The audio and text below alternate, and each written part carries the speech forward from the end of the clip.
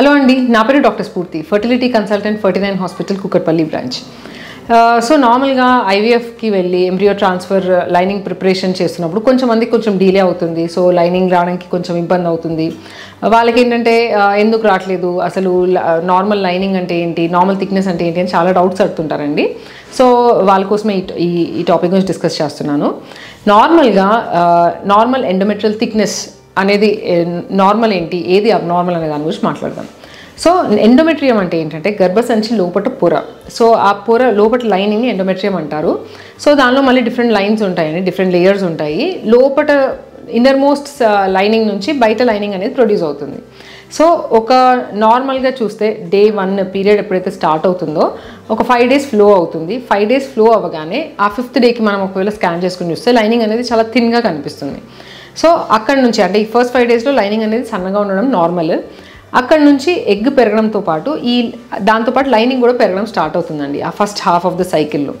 So ఎప్పుడైతే egg ప్రాపర్గా పెరిగి రిలీజ్ అయ్యే టైంకి ఆ థిక్నెస్ అనేది మ్యాక్సిమం వచ్చి 3 లైన్లు కనిపిస్తుంది. సో ట్రైలామినర్ ప్యాటర్న్ అని అంటారు. అండ్ థిక్నెస్ ఐడియల్గా 8 to 12 millimeters వరకు నార్మల్గా ఐడియల్ థిక్నెస్ లాగా చూస్తాం. సో ఆ థిక్నెస్ వచ్చిన తర్వాత ఎగ్ రిలీజ్ అయిన తర్వాత ఒకవేళ ఎంబ్రియో అనేది ఫామ్ అయ్యి యూటర్స్కి వచ్చి అతుక్కునే టైంలో ఆ థిక్నెస్ మంచిగా ఉంది, అంతా బాగున్నప్పుడు second half of the cycle start అవుతుంది. అంటే లుటినైజేషన్ అవుతుంది అనమాట. ఏదైతే ఆ 3 లైన్లు ఇందాక చెప్పానో ఆ 3 లైన్లు పోయి కొంచెం హేజీగా అయిపోయి లుటినైజ్డ్ ప్యాటర్న్ అని అంటాం. సో అలా ఒక 28 days సైకిల్ తర్వాత ఒకవేళ ప్రెగ్నెన్సీ అనేది రాకపోతే కార్పస్ లుటియం ఏదైతే ఫామ్ అవుతుందో అది ఆగిపోతుంది, ప్రొడక్షన్ హార్మోన్ది. సో అక్కడ పీరియడ్ అనేది మళ్ళీ స్టార్ట్ అవుతుంది, నెక్స్ట్ సైకిల్ స్టార్ట్ అవుతుంది. సో ఈ పార్ట్లో అంటే ఇప్పుడు చెప్పిన ఈ టైంలో నార్మల్గా ఎండోమెట్రియల్ థిక్నెస్ అనగానే చాలామంది ఇప్పుడు పీరియడ్ డే 2లోనే వస్తారు, మేడం నా థిక్నెస్ బాగుందా అని అడుగుతారు. సో నార్మల్గా ఈ 2nd day 3rd day అప్పుడు పీరియడ్ లైనింగ్ థిక్నెస్ ఉండొద్దండి, లైనింగ్ థిన్ ఉంటేనే నార్మల్గా చూస్తాం. సో వాళ్ళకి ట్రీట్మెంట్ స్టార్ట్ చేయాలంటే ఆ టైంలో థిన్నే ఉంటుంది. అండ్ ట్యాబ్లెట్స్ పెట్టి ఆ లైనింగ్ అనేది ఎలా పెరుగుతుందనేది చెక్ చేసుకుంటాము. లైనింగ్ అనేది హార్మోనల్ రెస్పాన్స్కి కానీ లేదంటే ఎగ్ పెరిగే టైంకి కానీ కరెక్ట్గా ఒక 8 to 12 millimeters సైజ్లో ఉంది, 3 line ప్యాటర్న్ ఉంది అంటే అది నార్మల్ అండి. ఆ టైంలో 2 issues చూస్తుంటాం, ఎస్పెషలీ ఎంబ్రియో ట్రాన్స్ఫర్ టైంలో. కొంచెంమందికి ఏంటంటే ఆ లైనింగ్ అనేది మరీ థిక్ అయిపోతుంది, కొంచెమందికి లైనింగ్ చాలా సన్నగా ఉంటుంది. ఈ రెండు అబ్నార్మల్. సో 8 to 12 millimeters థిక్నెస్లో ఉండి 3 lines ట్రైలామినర్ ప్యాటర్న్ కరెక్ట్గా ఉంది, బ్లడ్ సప్లై అంతా బాగుంది, డాప్లర్ స్టడీస్ అంతా బాగుంది అన్నప్పుడు అది నార్మల్గా తీసుకుంటాము. లేదు థిక్నెస్ చాలా సన్నగా ఉంది అంటే 4 millimeters 5 millimeters ఉంది, లేదంటే మరి 14-15 millimeters పైన వెళ్ళిపోతుందంటే ఆ రెండు అదే అబ్నార్మల్ లాగా చూస్తామండి. సో అలా ఉన్నప్పుడు నార్మల్గా ఎంబ్రియో ట్రాన్స్ఫర్ కానివ్వండి లేదంటే ప్రెగ్నెన్సీ రేట్స్ న్యాచురల్గా చూసుకున్నప్పుడు కొంచెం తక్కువగా ఉంటాయని చెప్తాము. సో వాటికి తగ్గట్టు ట్రీట్మెంట్ ఆప్షన్స్ అనేవి ఉంటాయి. ఒకవేళ మరీ థిక్గా ఉన్నప్పుడు కొన్ని మెడికేషన్స్ అనేవి ఇవ్వడం జరుగుతుంది, లేదంటే ఒక్కొక్కసారి ఎండోమెట్రియల్ బయాప్సీ అనేది చేస్తాము.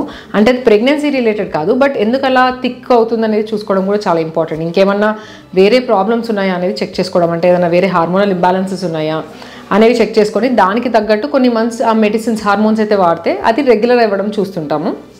అలా కాకుండా చాలా సన్నగా ఉంది అన్నప్పుడు అది పెరగడానికి కొన్ని టాబ్లెట్స్ హార్మోన్స్ అనేవి మెడికేషన్స్ ఉంటాయి. అండ్ ఆల్సో అడ్జువెంట్ మెడికేషన్స్ ఉంటాయండి, అంటే గర్భసంచి పొర బ్లడ్ సప్లై పెరగడానికి కొన్ని మెడిసిన్స్ ఉంటాయి.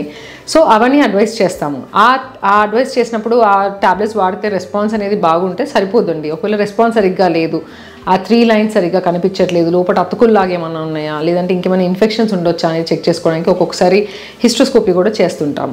సో అలా అది ఎప్పుడైతే మనం ఆ 3 line ప్యాటర్న్ అనేది క్లియర్గా కనిపిస్తే ఆ టైంకి వాళ్ళు ఎంబ్రియో ట్రాన్స్ఫర్ ఒకవేళ వాళ్ళ ఐవీఎఫ్కి వెళ్ళిన వాళ్ళైతే ఎంబ్రియో ట్రాన్స్ఫర్కి రెడీ అని చెప్తాము అండ్ ట్రాన్స్ఫర్ కూడా చేస్తుంటాం. అలా కాకుండా సెకండ్ హాఫ్ అంటే లాస్ట్ 14 days తర్వాత ఎగ్ రిలీజ్ అయిన తర్వాత చూస్తే ప్రొజెస్ట్రాన్ అనే హార్మోన్ ఎప్పుడైతే రిలీజ్ అవుతుందో అప్పుడు 3 lines అనేవి జనరల్గా ఉండవు, అప్పుడు లైనింగ్ అనేది హేజీగానే ఉంటుంది. సో ఆ నెక్స్ట్ ఆ టైంలో ప్రెగ్నెన్సీ అనేది రాకపోతే ఆ షెడ్డింగ్ అనేది నెక్స్ట్ సైకిల్ ప్రాపర్గా షెడ్ అవుతుంది. ఒకవేళ లైనింగ్ చాలా సన్నగా ఉన్నప్పుడు ఒక్కొక్కసారి లైనింగ్ కొంచెమే బ్లీడింగ్ అనేది కూడా కంప్లైంట్స్ చేస్తుంటారు. సో ఈ బ్లీడింగ్ ఇర్రెగ్యులారిటీస్ని బట్టి వాళ్ళకి లైనింగ్ అనేది ఎట్లా ఉందో కూడా ఒక ఐడియా వస్తుంది. సో ఇదండి నార్మల్గా ఈ థిక్నెస్ గురించి. ఇంకా మీకు ఏమైనా డౌట్స్ ఉంటే మీరు మమ్మల్ని సంప్రదించవచ్చు. Thank you.